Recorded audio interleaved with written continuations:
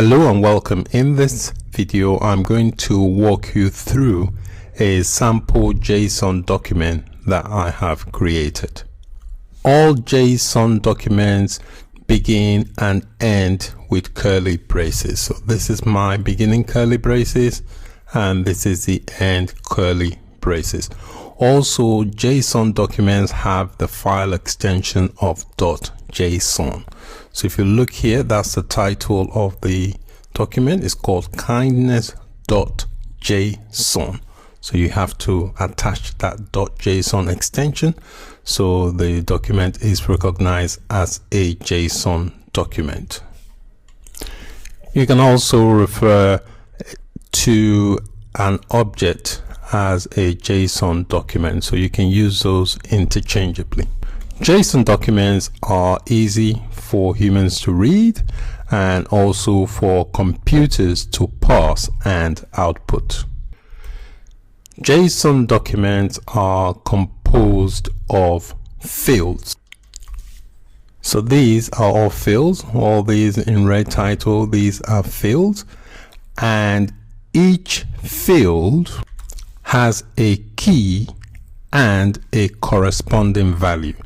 So you can see here we've got this key here called title, and the value is kindness. You also have to enclose the keys in quotes. Also the values, if the value is a text or a string. If the value is a number, you don't need to enclose it in quotes, and you separate the key from the value with colon. You can see the colon there.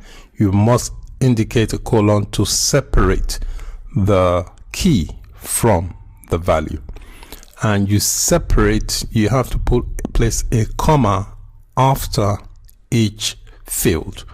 Okay, so where you have many fields specified, you need to until you get to the last one, all the others you must enclose in. You must put a comma to indicate a separation from one field to another. You can also attach arrays. As you can see here, I've got an array here. An array can be identified by square brackets.